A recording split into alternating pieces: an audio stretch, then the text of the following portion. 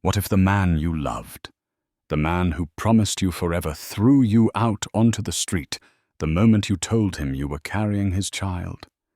She was Elara Blackwood, the perfect wife to a self-made millionaire living a fairy tale on Fifth Avenue. But in a single brutal night of cold rain and colder words, her fairy tale became a nightmare. She was left with nothing but a broken heart and a secret growing inside her. But what her husband never knew, what the world never knew, was that the penniless girl he discarded was about to inherit a legacy of power so immense it could shatter his entire world. This isn't a story about revenge. It's a story about rebirth. Stay with us to witness how the rejected wife returned as a billionaire titan, ready to claim everything she was owed. Life for Elara was a symphony of soft hues and muted expensive sounds.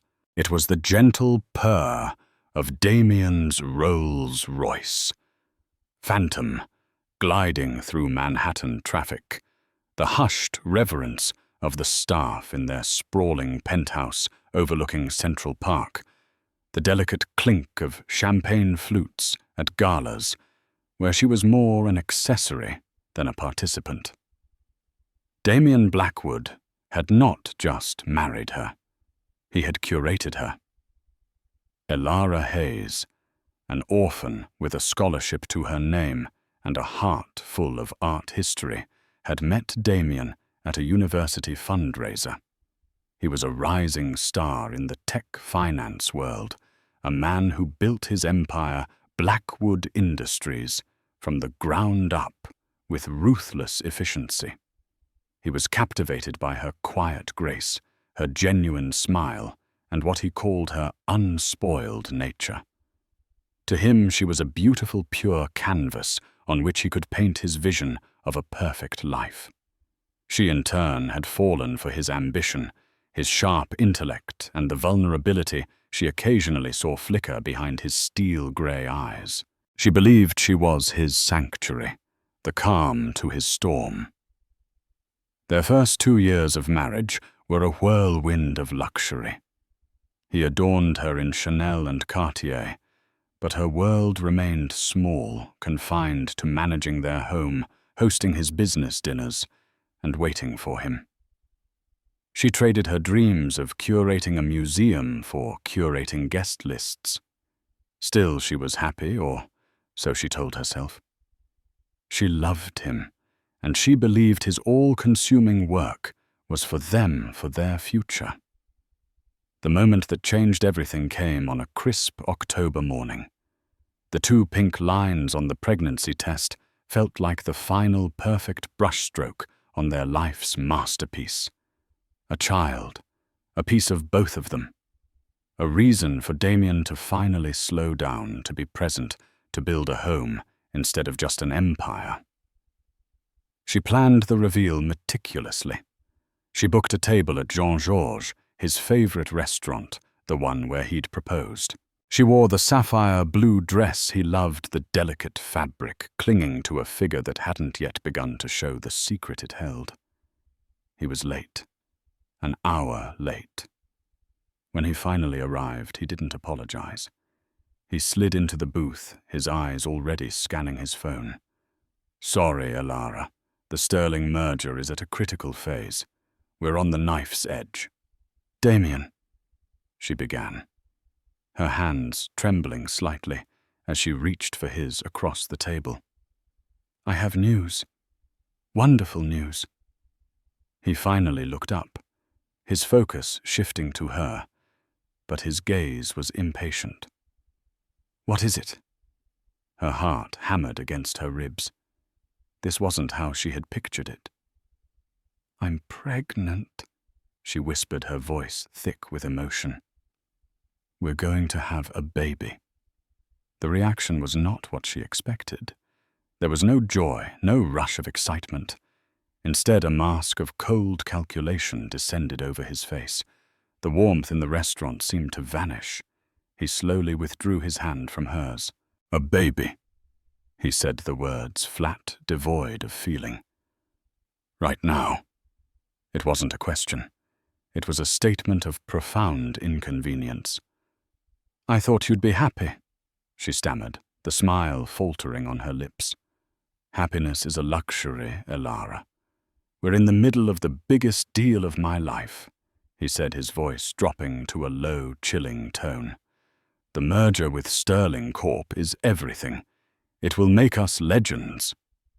He was talking about Isabella Sterling, the Shark of Wall Street, a woman as famous for her cutthroat business tactics as for her Ice Queen beauty. Elara had met her once at a charity event. Isabella had looked straight through her, her eyes dismissing Elara as a piece of decorative fluff on Damian's arm. Damian had been working closely with her for months, and a knot of unease had been tightening in Elara's stomach with every late night he attributed to merger talks. But this is our life, Damian. Not just a deal, Elara pleaded softly. He sighed, a sound of pure exasperation. You don't understand the scale of what's happening. A child complicates things. The timing is appalling. The word appalling struck her like a physical blow. The rest of the dinner was a blur of silence. The exquisite food tasted like ash in her mouth. Back in the penthouse, the silence stretched thick and suffocating. Elara tried to tell herself he was just stressed that the news was a shock. He would come around. He had to. But a week later, the true nature of her gilded cage began to reveal itself. She found a receipt from the jeweler Asprey, not for the simple locket she had admired last month, but for a custom-designed diamond necklace, a piece so extravagant it was clearly meant to seal a deal or a heart. It wasn't for her. The final crack appeared when she overheard a phone call. Damian was in his study, the door slightly ajar. His voice was different, softer, laced with an intimacy he hadn't shown her in years. Of course, Isabella, he was saying. Everything is being handled. No, she won't be a problem. Consider it a loose end being tied up. The future is Sterling Blackwood. The future is us. A loose end. That was her and their unborn child. The floor seemed to fall away beneath her feet. The beautiful penthouse with its panoramic views suddenly felt like a prison, the highest tower in a castle of lies. The symphony of her life had just hit a devastating discordant note, and she knew with a certainty that chilled her to the bone that the storm was about to break. The storm broke 2 nights later. It was a Tuesday, a night of torrential, relentless rain that lashed against the floor-to-ceiling windows of the penthouse, mirroring the tempest in Elara's soul. She had decided to confront him. The fear was a cold, coiling snake in her gut, but the thought of living another day in this beautiful hollow lie was worse. She waited for him in the grand living room, the city lights a blurry watercolor painting through the rain-streaked glass. She hadn't turned on many lights. The room was cast in shadows, much like her marriage. When Damian finally walked in just after midnight, shaking water from his custom Burberry trench coat, he seemed surprised to see her awake.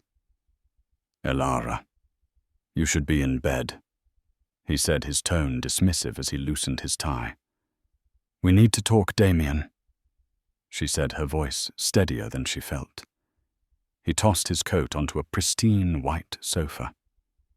"I'm exhausted. Whatever it is, it can wait." "No," she said, stepping forward into a sliver of light. "It can't. I heard you on the phone with Isabella Sterling. You called me a loose end." His movement stilled. He turned to face her fully, and for the first time she saw no pretense in his eyes. There was no flicker of love, no hint of regret. There was only the cold, hard glint of a businessman assessing a failed investment. "You shouldn't eavesdrop," he said calmly. "You're having an affair with her." Elara stated the words, tasting like poison. He didn't deny it. He walked over to the bar, poured himself a glass of Macallan 25, and took a slow sip. An affair is such a tawdry term. It's an alliance, a partnership. Isabella and I understand each other. We speak the same language: power, ambition, legacy. And what language do we speak, Damian, love, family? Or was that just a lie you told to acquire a pretty piece for your collection? Her voice cracked, the pain finally breaking through her composure. "You were perfect for a time," he admitted, swirling the amber liquid in his glass. "You were gentle, unassuming. You made a beautiful home. But my world has outgrown that. The Sterling Blackwood merger isn't just a business deal, Elara. It's a dynasty, and a dynasty requires a queen, not a consort." The cruelty of his words was breathtaking. "A queen? And what about your child? Does your dynasty not require an heir?" He set the glass down with a sharp click. "The child," he said, his voice laced with venom, "is a complication I can't afford. A messy emotional tie to a past I'm about to erase. Isabella and I will have children when the time is right. Children raised in power, not clinging to sentiment." Elara felt the blood drain from her face. "You can't be serious. You would discard your own child." "I'm discarding a problem," he corrected her, his eyes locking onto hers. "And that problem is you. You no longer fit the blueprint of my life." He walked over to his desk and pulled out a document from a leather-bound folder. He slid it across the polished mahogany table. It was a prenuptial agreement. Her signature was at the bottom, a faint looping script from a naive girl in love 2 years ago. "You'll recall you signed this," he said. "It's quite ironclad. You waived all rights to my assets. However, for your silence and swift departure, I'm prepared to offer you a one-time settlement of $50,000.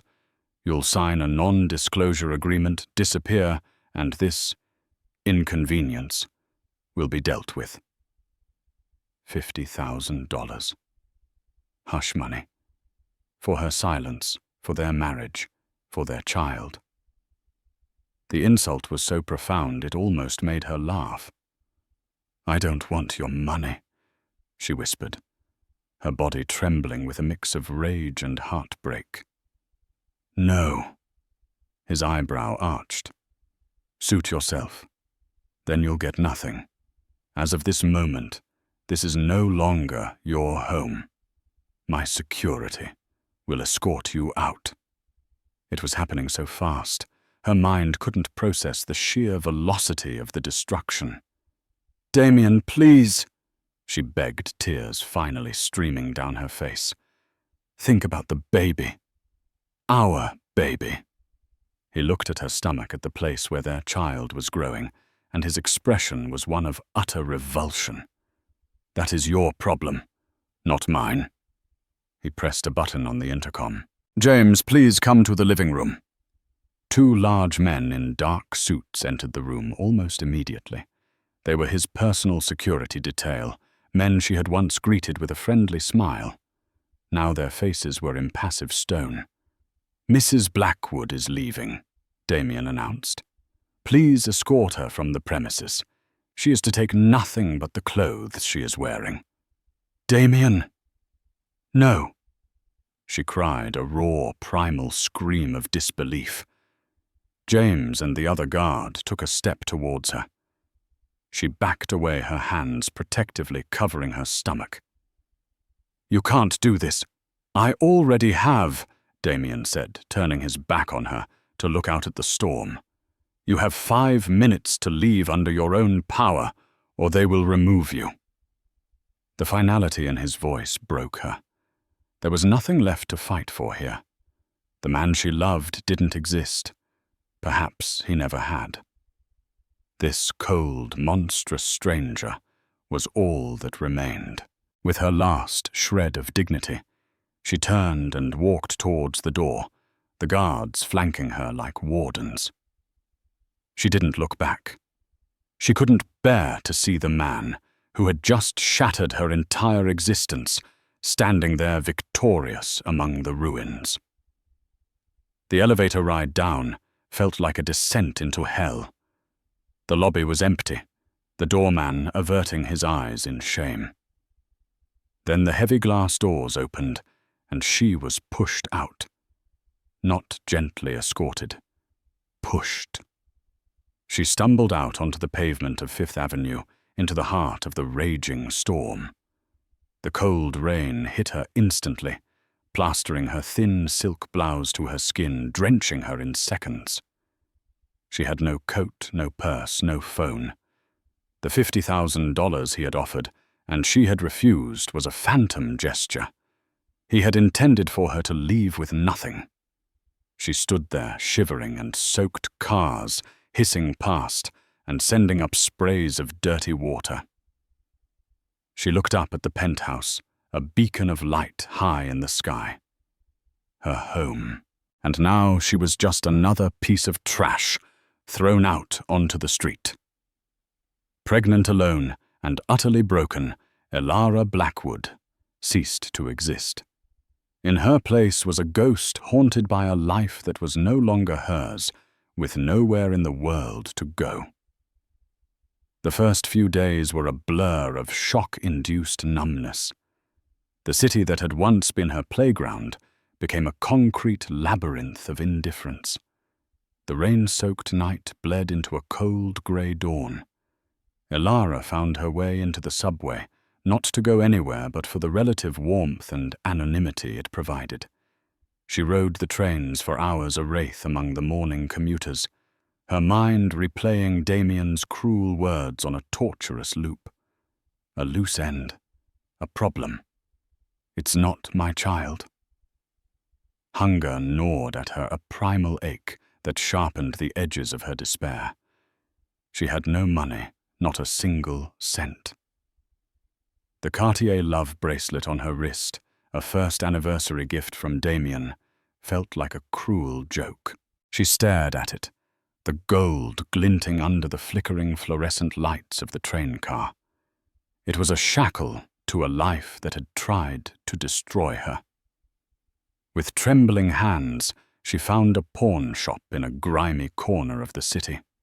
The man behind the bulletproof glass barely looked at her, his eyes focused on the bracelet. He offered her a fraction of its worth, a few $100s. She took it without haggling. The money felt both dirty and life-saving. With it, she bought a cheap coat, a hot meal that she could barely stomach, and a room in a dilapidated motel where the sheets were thin and smelled of bleach. For the first time in 48 hours, she was alone in a room with a locked door. The dam of her composure finally broke.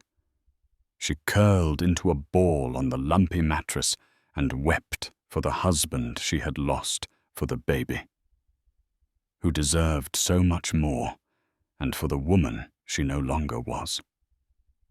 The next week was a lesson in survival. She learned which shelters offered a warm meal without too many questions, which libraries allowed you to rest for hours without being moved along.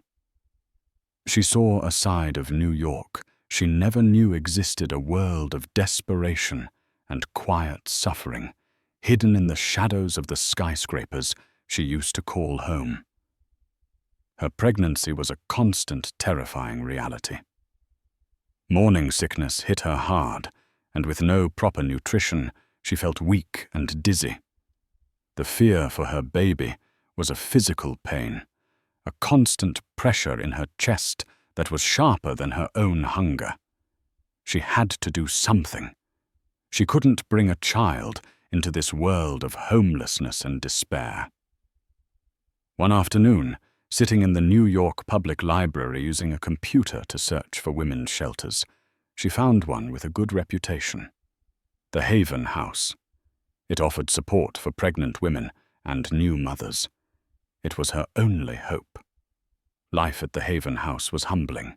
She shared a small, clean room with another woman, a teenager who had run away from home. Elara did her chores, attended counseling sessions, and for the first time in a long time, felt a flicker of safety. The women there didn't care about her past. They only saw a fellow survivor. They shared stories, offered support, and created a fragile community bound by shared hardship. Elara, who had once hosted dinners for billionaires, was now learning how to budget $5 for a day's worth of groceries. She was shedding the skin of Mrs. Blackwood and finding a core of resilience she never knew she possessed.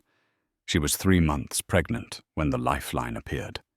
It came in the form of a crisp, cream-colored envelope forwarded from a P.O. box she had set up to receive mail. The return address was a prestigious law firm in Midtown, Kensington and Associates. Her first thought was that it was from Damian.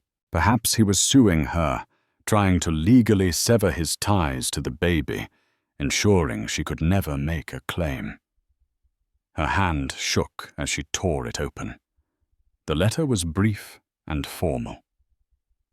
Dear Ms. Hayes, we have been engaged in a matter of profound and urgent importance concerning your family heritage and a significant estate of which you are the sole beneficiary. We have been searching for you for a considerable time. We understand your circumstances may be delicate, and we assure you of our utmost discretion. Please contact the undersigned at your earliest convenience to arrange a meeting. All expenses related to your travel will be covered. Sincerely, Arthur Kensington. Senior partner, Ms. Hayes. Not Mrs. Blackwood. They had used her maiden name. Family heritage, estate. It made no sense. Elara was an orphan. Her parents, whom she barely remembered, had been graduate students who died in a car crash when she was 3. She had no known family. She read the letter again and again. It had to be a mistake. A cruel scam. But the law firm was real. A quick search on the library computer confirmed it was one of the most respected estate law firms in the country, handling old money fortunes for generations. A tiny, dangerous spark of hope ignited in the darkness of her despair. What if it wasn't a mistake? What if there was someone out there who was looking for her? With her heart pounding, she used a payphone in the shelter's hallway. She dialed the number, her voice barely a whisper when the receptionist answered. I'm calling for Mr. Arthur Kensington. My name is Elara Hayes. She was put through almost immediately. A kind, elderly voice came on the line.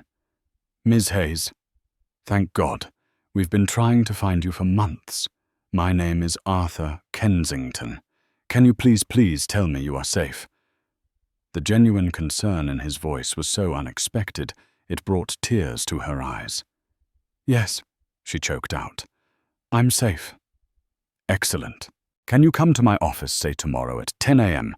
A car will be waiting for you at any address you provide. She gave him the address of a diner a block away from the shelter, too ashamed to admit where she was truly living. She hung up the phone, her mind reeling. An abyss had opened up beneath her weeks ago, and she had been falling ever since. But now it felt as though someone had thrown down a rope. She didn't know where it led, but for the first time, she had something to hold on to. She had no idea that this lifeline wasn't just pulling her out of the darkness. It was about to lift her into a stratosphere of power she couldn't possibly imagine. The black Lincoln town car that pulled up to the diner the next morning was as out of place as Elara felt. The driver, a man in a crisp suit, held the door open for her with a respectful nod, addressing her as Mrs. The soft leather seats and silent, smooth ride were a jarring reminder of the life that had been stolen from her. For a moment, panic seized her. It felt too much like returning to Damian's world.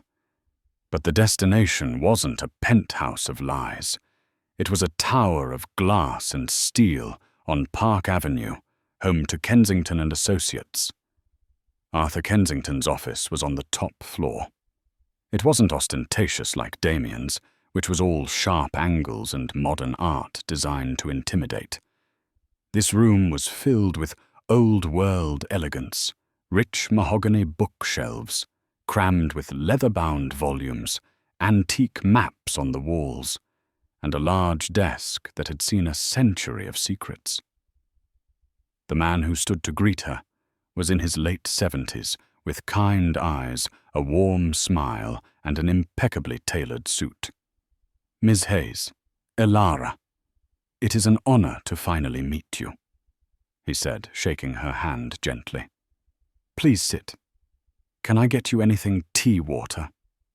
She simply shook her head, too nervous to speak. She sat in a plush armchair, her worn-out coat a stark contrast to the opulence of the room. Mr. Kensington sat opposite her, his expression a mixture of sympathy and professional gravity. "I know you must have 1,000 questions," he began, "and I know the contents of my letter were cryptic. The truth is, Elara, your life is not what you believe it to be." He opened a thick file on his desk. "You were raised believing you were an orphan, your parents being simple graduate students. That is only partially true. Your mother was indeed a student. Your father, however, your father was Michael Vanderbilt." The name meant nothing to her. Kensington seemed to expect this. "Michael Vanderbilt," he continued softly, "was the only son and heir of Alistair Vanderbilt." This name sent a jolt through her. Alistair Vanderbilt. Even Elara in her insulated world knew that name. He was a legend, a mythical figure in the world of global finance and industry. A reclusive billionaire, often compared to Howard Hughes, who had built an empire so vast and diversified that its full extent was unknown. He hadn't been seen in public for over 2 decades. My grandfather." The words felt foreign and absurd on her tongue. "Yes," Arthur confirmed. "Alistair Vanderbilt is your maternal grandfather." He corrected himself. "I'm sorry. Your paternal grandfather. A mistake in my phrasing." "But how my parents? They died. I was told there was no one else." Arthur's face softened with sadness. "This is the difficult part of the story. Your grandfather was a formidable and at times a very controlling man. Your father, Michael, fell in love with your mother, a brilliant art historian, against Alistair's wishes. He wanted his son to marry into another powerful dynasty. Michael refused. He chose love over his inheritance. He and your mother eloped, changed their name to Hayes to escape Alistair's influence, and tried to build a life on their own terms." He paused, letting the information sink in. "Alistair was proud and stubborn. He cut Michael off. They were estranged for years. When your parents were killed in that tragic accident, you were only 3. Alistair was consumed by grief and guilt. He tried to find you, but the trail had gone cold. You'd been placed into the foster care system under the name Elara Hayes. For over 20 years, Alistair has been searching for his lost granddaughter.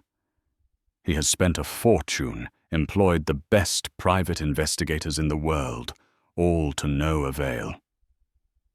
Until 3 months ago." He slid a photograph across the desk. It was a picture of a young, handsome man with kind eyes and a woman with a radiant smile holding a small child between them. The child was her, and the man, he had her eyes. "An investigator finally found your parents' marriage certificate, filed under their real names in a small town upstate," Arthur explained. "From there we tracked your journey through the foster system and your scholarship to NYU. We found your marriage record to Mr. Damian Blackwood. We were preparing to contact you at his residence when our investigator reported... Well, he reported the distressing events of a few weeks ago. We lost you again until you set up that P.O. box. Elara, your grandfather has been beside himself with worry. Elara stared at the photograph, her vision blurring with tears. A family. She had a family. A father and mother who had chosen love. A grandfather who had been searching for her. "Where is he?" she whispered. "My grandfather." Arthur's expression grew somber. "Alistair passed away 2 months ago, Elara. I am so sorry." His final wish, the sole purpose of his last years, was to find you and make amends, to give you the life your father gave up for love. The spark of hope that had ignited in her flickered with a fresh wave of grief. She had found her family, only to lose them all over again. "He never stopped loving his son," Arthur continued gently, "and he never stopped searching for you. He amended his will years ago. In the event of his death, if you were found, you were to be his sole heir." Arthur leaned forward, his gaze direct and serious. "Elara, I don't think you comprehend the scale of what this means. Alistair Vanderbilt didn't just own a few companies. He owned a global conglomerate, shipping technology, real estate, pharmaceuticals. His net worth wasn't measured in millions or even single-digit billions. Upon his passing, the estimated value of the Vanderbilt estate is over $97 billion. The number was so vast it was meaningless. It was an abstraction. Elara's mind, which had recently been preoccupied with counting spare change for a meal, simply could not process it. 97 billion, she repeated the words, feeling like a foreign language. "That is a conservative estimate," said Arthur, "and it all belongs to you. The homes in Geneva, London, and the private island in the Caribbean, the controlling interest in over 50 global corporations, the art collection which rivals that of a national museum. Everything. You are, for all intents and purposes, one of the wealthiest women in the world." The room began to spin. Elara gripped the arms of the chair to steady herself. She thought of Damian, so proud of his self-made millionaire status, fighting for his precious merger to create a dynasty. His entire empire was a rounding error in the face of this. She thought of herself cold and shivering on a park bench, worrying about how she would feed her child. The irony was so staggering, so cosmically cruel and beautiful that she began to laugh. It wasn't a laugh of joy, but a wild, unhinged sound of disbelief and shock. It was the sound of a world breaking apart and reforming in a single, earth-shattering moment. Arthur Kensington watched her, his expression understanding. He had seen fortunes change hands, but never like this. He was witnessing the birth of a new power forged in the crucible of betrayal and despair. When her laughter subsided into shaky breaths, Elara looked at him, her eyes clear and sharp for the first time that day. The broken, frightened girl was gone. In her place was a woman who had just been handed a thunderbolt. "Mr. Kensington," she said, her voice steady and cold, "tell me everything I need to know. I have a lot to learn." The next 5 years were not a fairy tale transformation. They were an odyssey. Elara Vanderbilt was not born in that law office. She was forged piece by piece in the fires of relentless education and quiet determination. Arthur Kensington became her Virgil, guiding her through the intricate circles of her newfound hell and heaven. Her first act was to disappear. The world knew Elara Hayes was gone, and Elara Blackwood had vanished. A new identity known only to a handful of trusted advisors was created. She moved into her grandfather's secluded estate in Geneva, a breathtaking chateau overlooking the lake, surrounded by walls of stone and secrecy. The early months were overwhelming. While her body nurtured the new life growing inside her, her mind was a battleground. She grieved for the grandfather she never met, poring over his letters, his journals, trying to understand the brilliant, stubborn man who had shaped her destiny. And she dealt with the trauma of Damian's betrayal, not with vengeance, but with a cold resolve to never be that powerless, dependent woman again. Arthur assembled a team of the world's best tutors. A grizzled ex-Goldman Sachs partner taught her finance not from soundbooks, but by dissecting real-time market data. A cunning corporate lawyer from London taught her strategy mergers and the art of the hostile takeover. A former diplomat coached her in negotiation body language and the subtle dance of international politics. She devoured information, working 18-hour days, fueled by black coffee and an unyielding desire to become the master of her own fate. She wasn't just learning to manage a fortune. She was learning to wield it as a weapon and a shield. 6 months after her arrival in Geneva, she gave birth to a beautiful baby girl with her father's kind eyes. She named her Lily. Holding her daughter for the first time, Elara made a silent vow. Lily would never know the fear and uncertainty her mother had endured.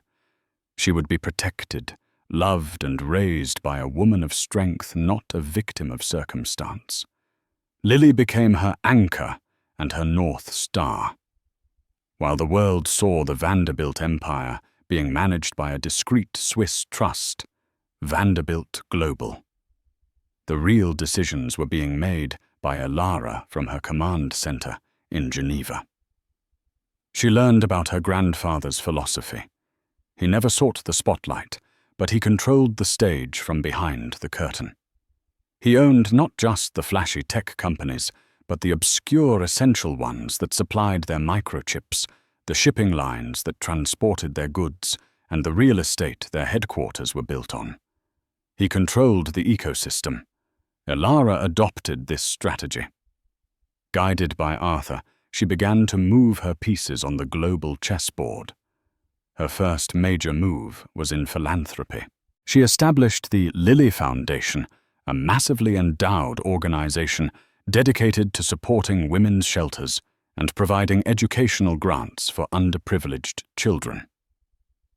The foundation, run by a professional board, quickly became a major force for good, but its enigmatic founder, known only by the initial EV, remained a mystery. It was her way of honoring the kindness she had been shown at the Haven House, a karmic rebalancing of the scales. Meanwhile, she kept a close watch on New York. She had a private intelligence firm provide her with daily detailed reports on Blackwood Industries and the newly formed Sterling Blackwood Global. The merger had gone through. Damian and Isabella were the new power couple of Wall Street, their faces gracing the covers of Forbes and Fortune.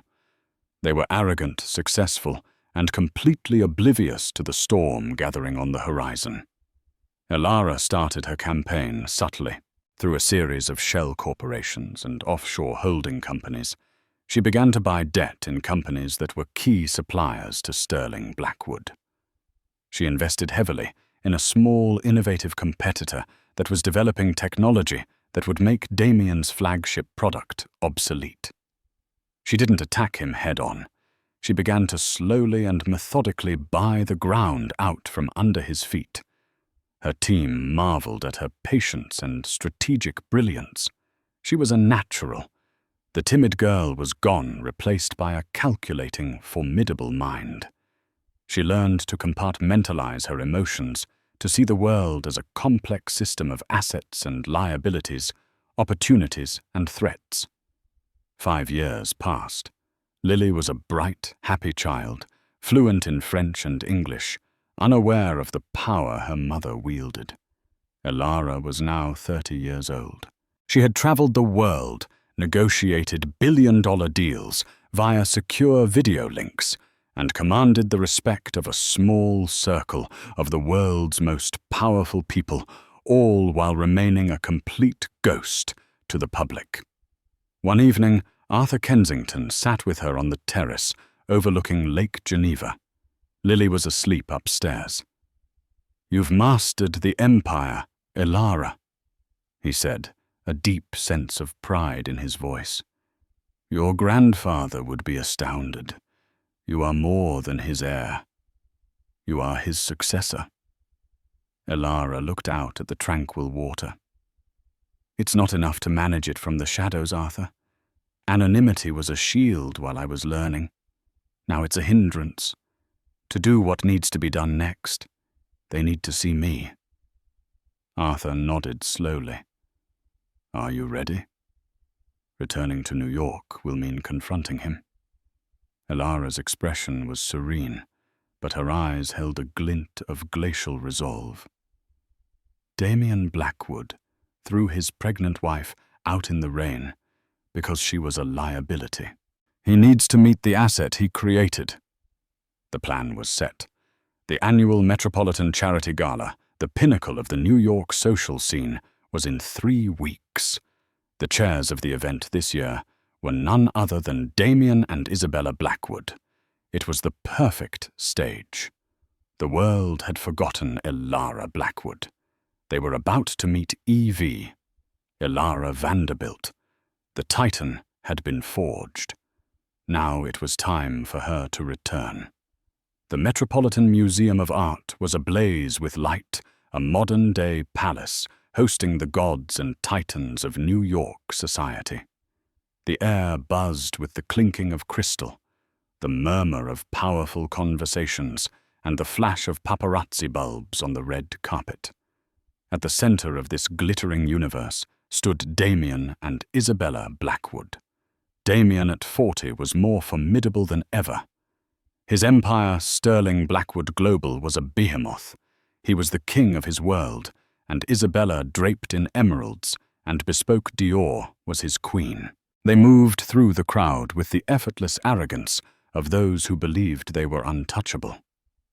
The donation from Vanderbilt Global was astonishing. A board member was gushing to them. $10 million. And anonymously. They just said it was on behalf of their new CEO, who wishes to remain private for now. Isabella sniffed dismissively.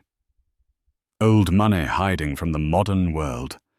Probably some dusty old heir who's never worked a day in his life. Damian smirked in agreement. He was a self-made man. He despised inherited wealth, even as he desperately craved its legitimacy. The subtle hush fell over the room, first a ripple that started near the grand entrance and spread outwards. Conversations faltered. Heads turned. A presence had arrived, one that commanded attention without demanding it.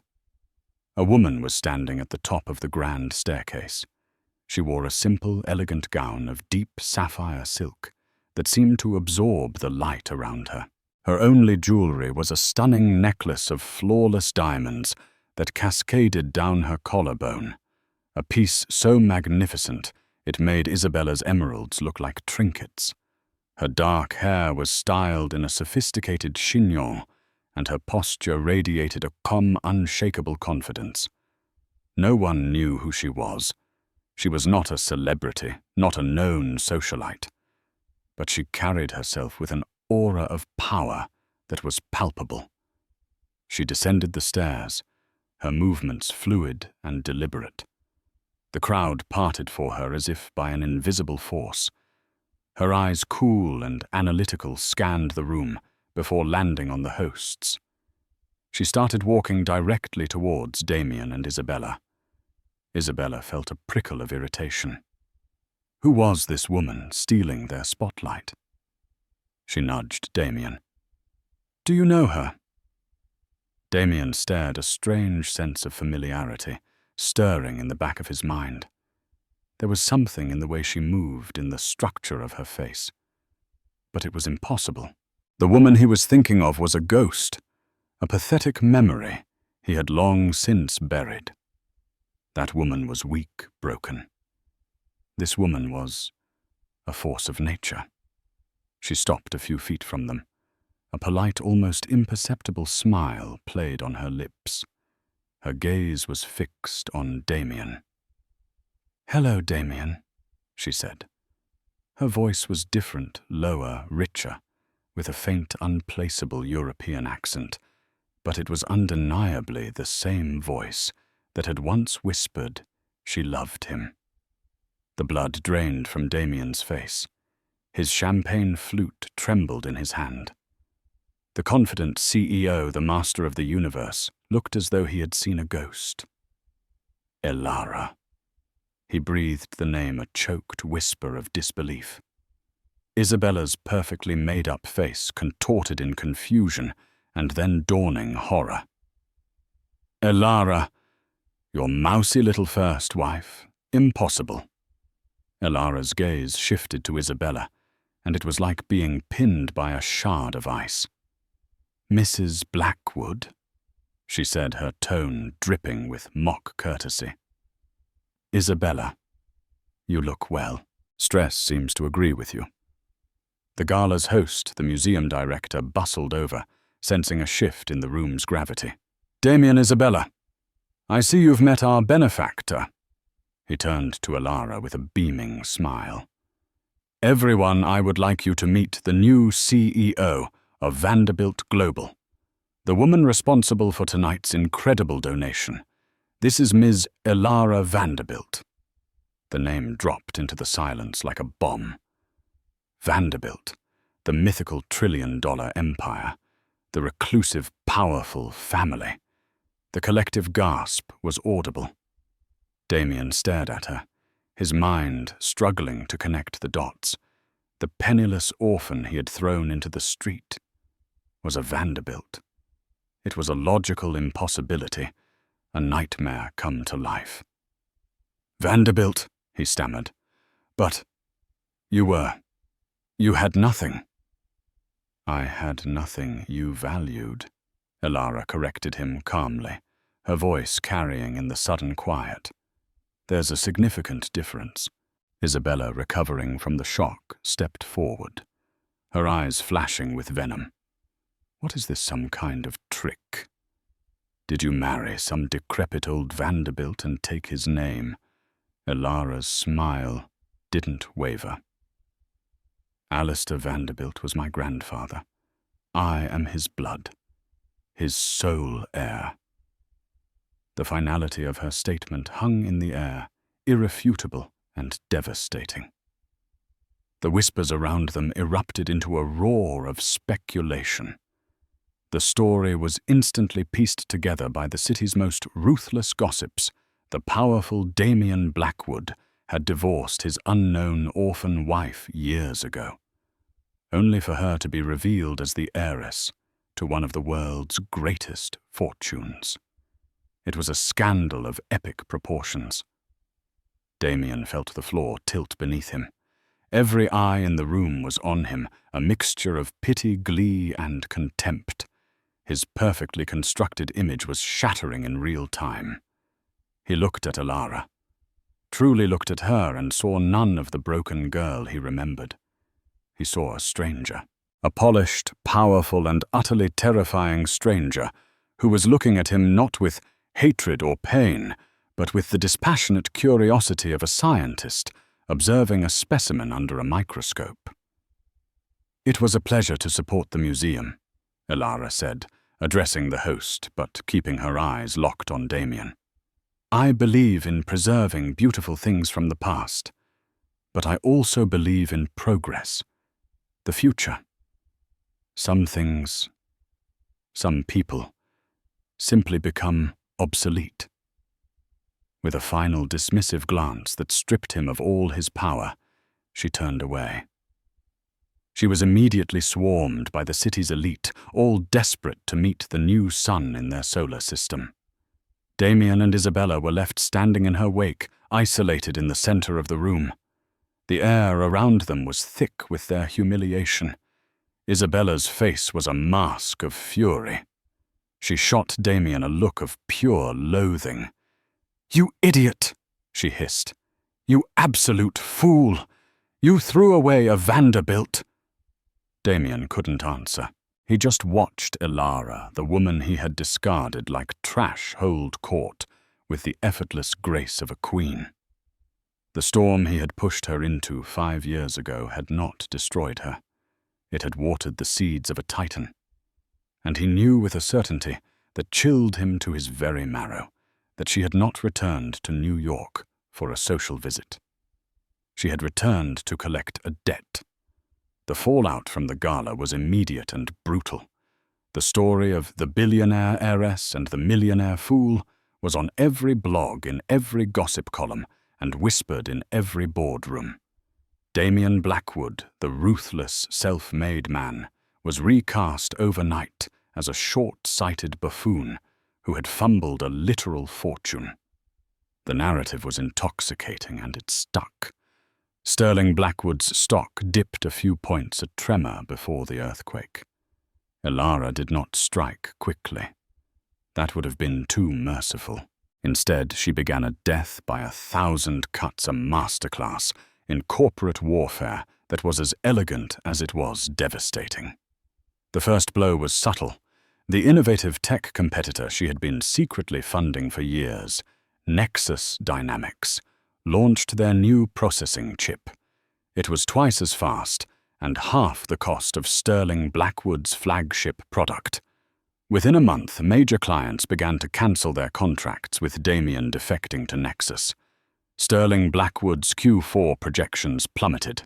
Damian and Isabella scrambled to react, but they were playing catch-up. They tried to acquire Nexus Dynamics, only to find out it had been bought outright the week before by a private holding company. A holding company owned by Vanderbilt Global. Next, Elara targeted the supply chain.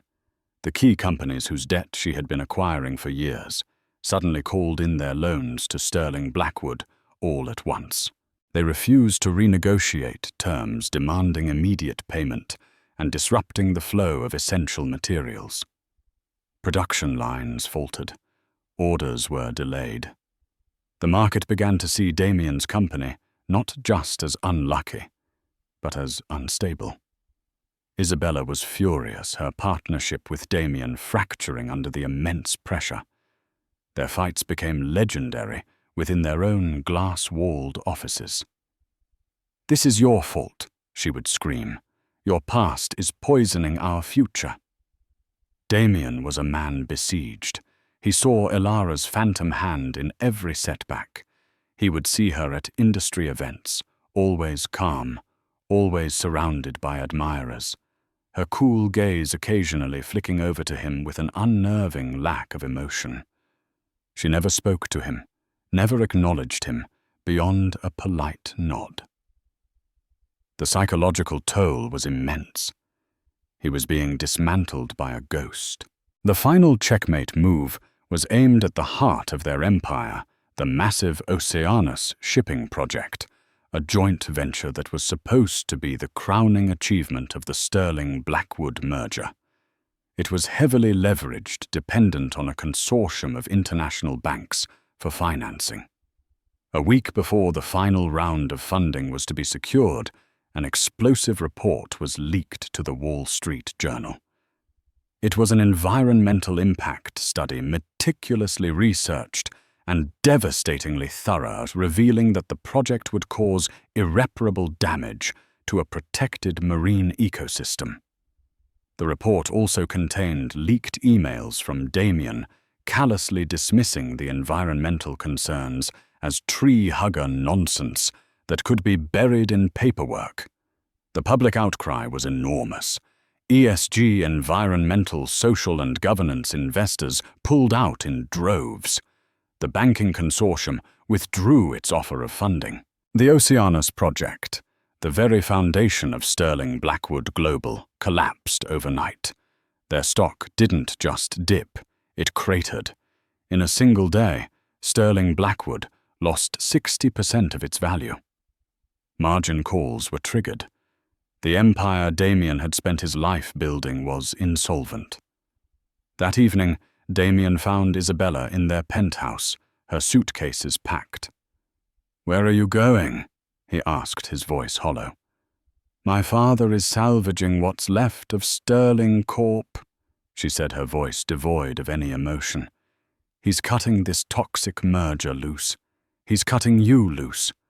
Our marriage is over, Damian. I backed a losing horse." She walked out without a backward glance, leaving him alone in the silent, opulent tomb he had built. 2 days later, his assistant informed him he had a visitor. He walked into the sterling Blackwood boardroom. The name on the wall felt like a joke. Sitting at the head of the long table where he used to sit was Elara. She looked up as he entered, her expression calm. "Hello, Damian. Please have a seat." He was a broken man. The arrogance was gone, replaced by a haggard desperation. "Elara, why?" he pleaded. "Was all this for revenge, to destroy me?" "Destroy you?" she said, a flicker of something unreadable in her eyes. "No, this was never about you. You think you're the main character in this story. But you were only the catalyst. You taught me a valuable lesson that night in the rain, never leave your fate in the hands of another person. You forced me to become self-reliant. You wanted a queen for your dynasty. Well, I built my own."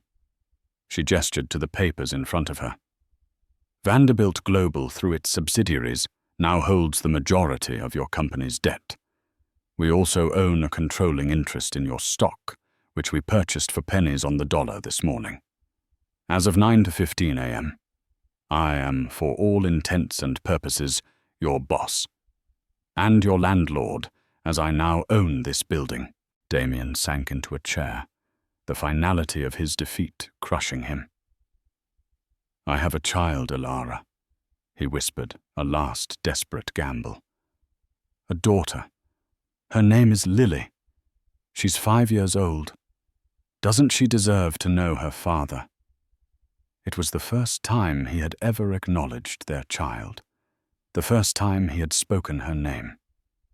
Elara's face hardened, the calm finally cracking to reveal the bedrock of cold fury beneath. "You don't get to say her name," she said, her voice low and dangerous.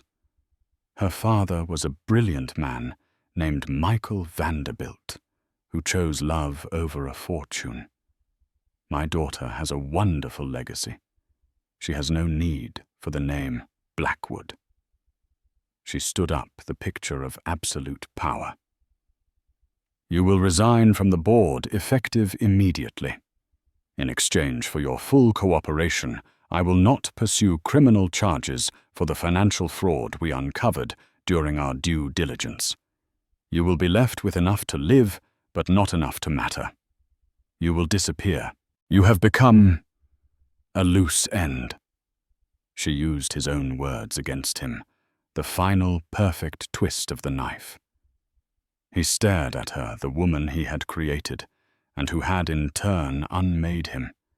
He saw no path to redemption, no hope for forgiveness. He had sown the wind, and now he had reaped the whirlwind. Elara walked out of the boardroom and didn't look back. She took the elevator down to the ground floor, where her car was waiting. As she stepped out into the bright New York afternoon, her phone buzzed. It was a video call from Geneva. Lily's smiling face appeared on the screen. "Mummy, when are you coming home?" A genuine warm smile transformed Elara's face, melting away the icy CEO and revealing the loving mother. "I'm on my way now, my love. My work here is finished." The reckoning was over. It wasn't about destroying Damian. It was about closing a chapter. It was about ensuring that no one could ever hold power over her or her daughter again. She hadn't just taken back her life. She had built a new one. A true dynasty founded not on ambition and greed, but on resilience, love, and unshakable strength.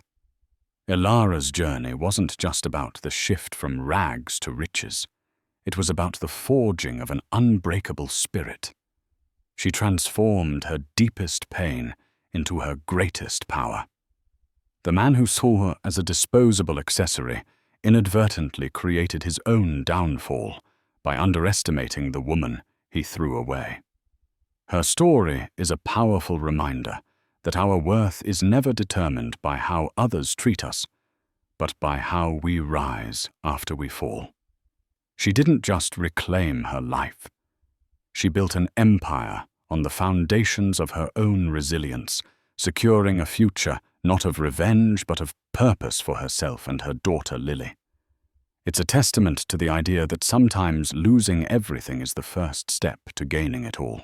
If Elara's incredible story of transformation and empowerment resonated with you, please show your support by hitting that like button. Share this video with someone who needs a reminder of their own inner strength. And most importantly, subscribe to our channel and turn on notifications so you don't miss our next unforgettable story. What part of Elara's journey inspired you the most? Let us know in the comments below.